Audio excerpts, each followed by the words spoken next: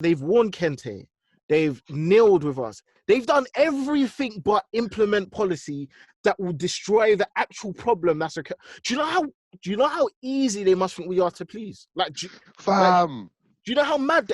Do you know how mad? Yeah. Let me wear some Pan-African colours and just be about. Like, are you dumb? Do we have a power?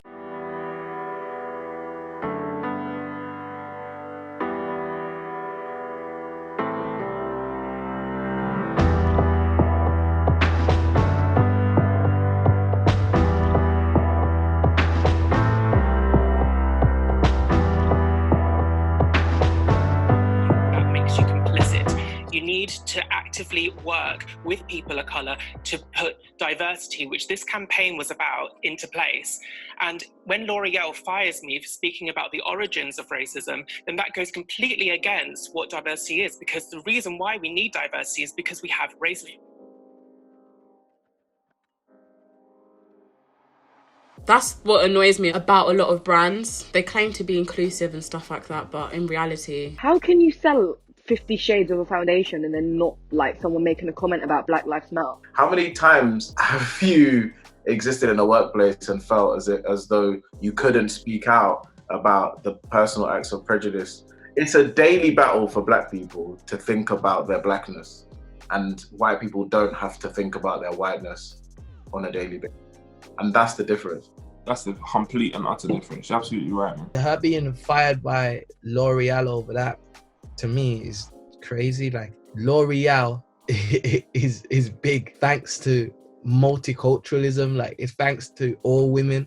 So for the fact that they're firing her for having an opinion on the Black Lives Matter movement is a bit sketchy. It's not just good enough to not be racist. You actually have to actively go and do things to dismantle how it manifests itself in your workplace, in the place where you're involved in education. Whatever you do, there's a realization that our allies can't just sit back and be silent. And I think it shines a light onto how these corporations have to go beyond their words. It's not just good enough to say that Black Lives Matter. You actually have to do something and change the way your company runs for your actions to back up what you're saying. Yeah, this is an example of a brand that's just jumping on the bandwagon. They're just jumping on what's trending at the time.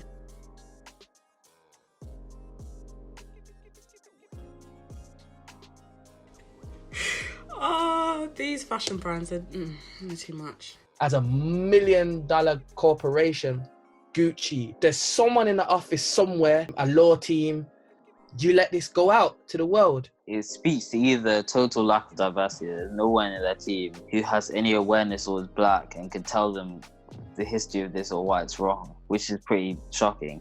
The big problem in fashion is that with like the creative boards and the people in the creative like direction team, there are no Black people. I'm sure you've seen that picture of Virgil and Off-White and his team.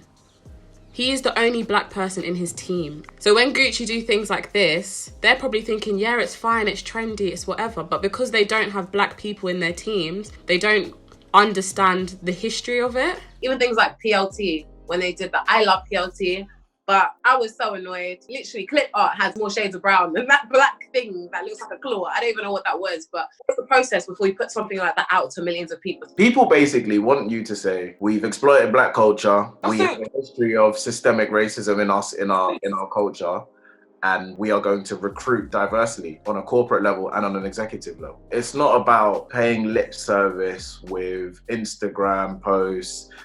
Like, we're over it. We want to see you make conscious change. I don't care for brands that do things like this because they're only doing this because that's going to drive traffic to their page. Take accountability for your actions and tell me how you fucked up. Don't just say, yeah, we fucked up. Like, what does that mean? If Gucci had said, we've made some decisions in the past that we didn't realize at the time, and they say, this is what we've done and it was wrong and we're sorry and we're trying to do better, then people, I think, would have more respect for them. You coming out with some silly multicolored thing on Instagram. The same consistency and energy that you were able to maintain and sustain racism, we want to see the same consistency, translated in terms of the amount of funds that you're committing to dismantle the history that you guys have been involved in. Equity. Yeah. If somebody acknowledges that they've done something that's wrong, and they apologize, it is the right thing, realistically, to forgive them. It's a healthy thing to forgive them and allow them a second chance. But H&M, for example, not to pick them out, but just because they seem to be repeating offenders. If this was a person, not a company or an organization, if this was a person, a sorry without change behavior is manipulation. And that is exactly what's happening here.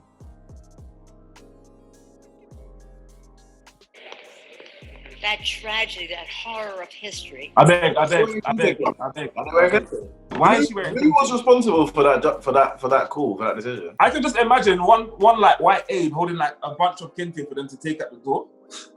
What kind of stuff do they wear in Africa? What do they wear in Africa? What do they wear in that country, Africa, that you're from? It's just so cringy. Because you're wearing kente, what is kente going to change for anyone? Carry on, you can go. In our own country. And then all of the consequences of that. We're Fucking to observe that pain. We are here to respect the actions of the American people, to speak out against. She talks a good game. This woman has always got something to say. Bear in mind, her script is probably written for her. We are here to honor George Floyd. My man was. You see, my man on the right, he was struggling a little bit to get. Sorry.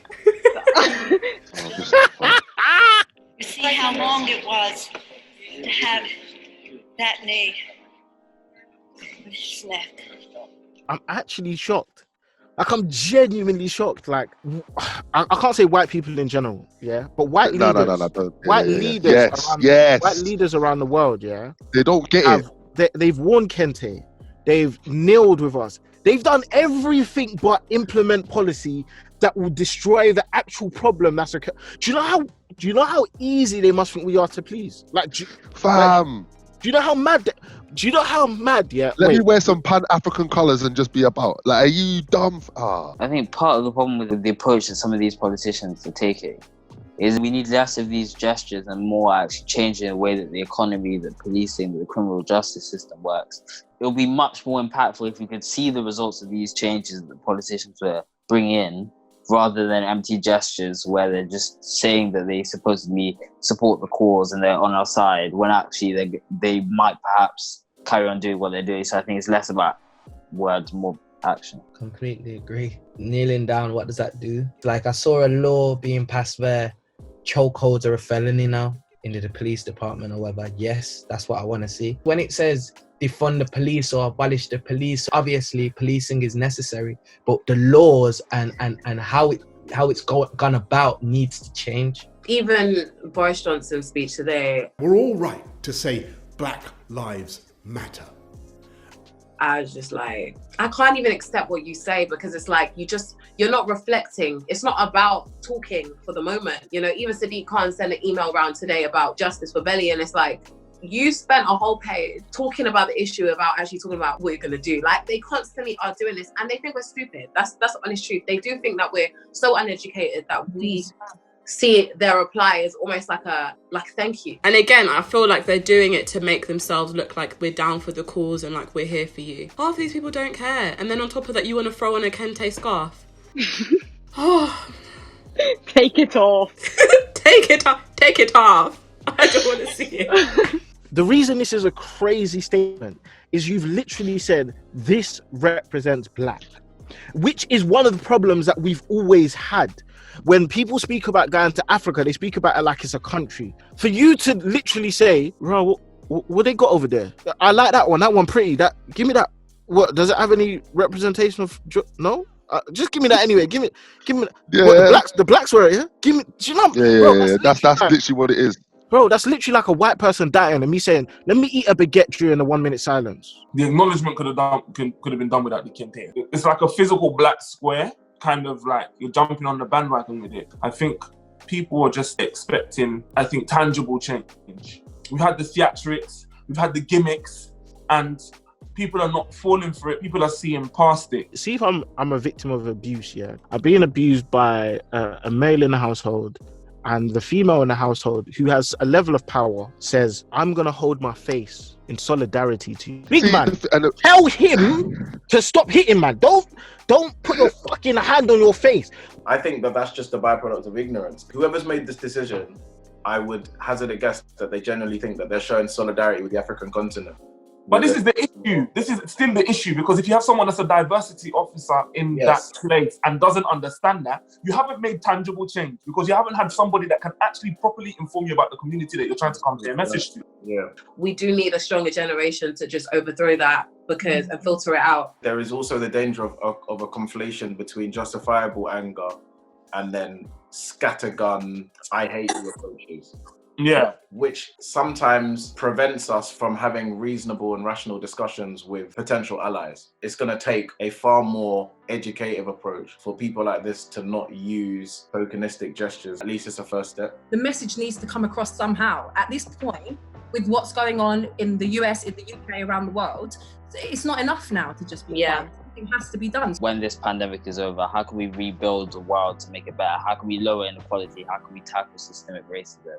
How can we really face up to the real challenges of our world? Because I don't think we can go back to what we had before.